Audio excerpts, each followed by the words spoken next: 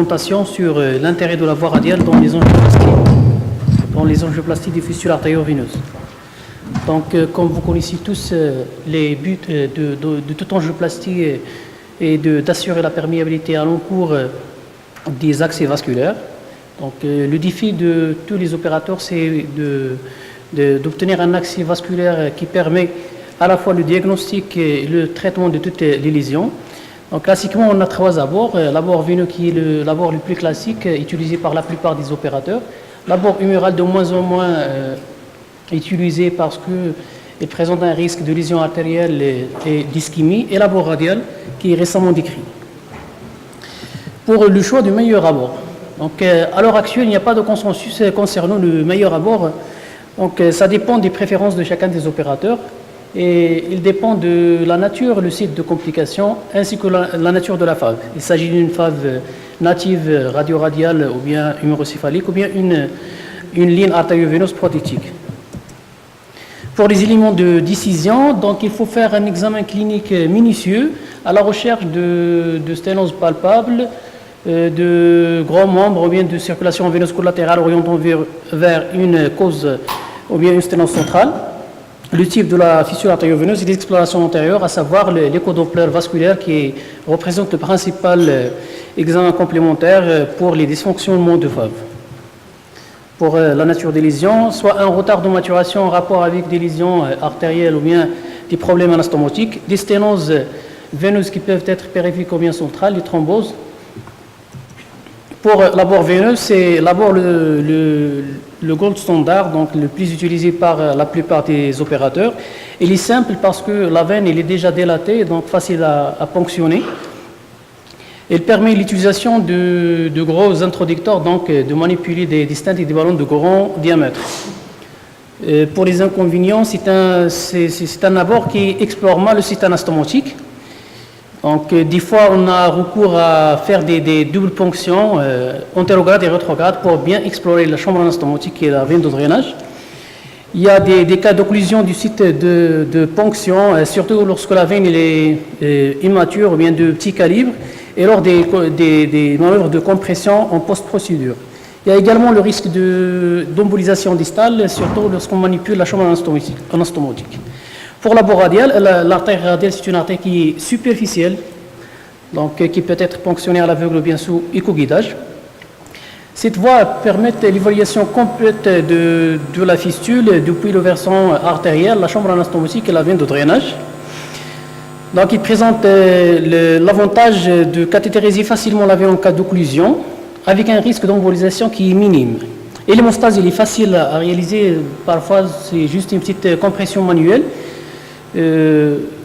sans recours à réaliser des bourses. Les inconvénients, c'est une ponction qui est difficile, qui nécessite une courbe d'apprentissage, donc avec un axe qui est difficile pour les veines centrales, et il y a un risque d'occlusion des points de ponction retrouvé dans 5% des cas.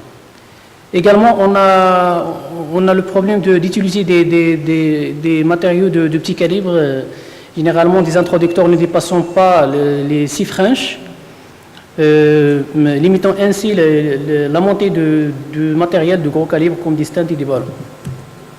Pour la sélection des patients à la préparation, donc avant toute ponction de la veine radiale, il faut une évaluation clinique parfaite de la circulation de la main par le test d'Allen. Pour la position du poignet, elle doit être en hyperextension à 60%. Et on met un bio à la face dorsale du poignet. Pour la ponction, elle doit être réalisée en aval de l'anastomose à 1 à 2 cm. Pour la canalisation d'intervention, généralement, la ponction radiale se fait par des aiguilles de 21 gouges sous éco-guidage. On fait monter un guide de 0,018 plus un introducteur radial. Et après, on réalise une pacification avec son cathéter et on décide de l'attitude thérapeutique. Cette technique n'est pas indigne de complications, donc on distingue le spasme artériel qui peut être évité par l'injection intra-artérielle de vasodilatateurs. Il y a également l'occlusion de l'artère radiale qui est retrouvée dans 5% selon les différentes études, et l'hématome radial qui est exceptionnel.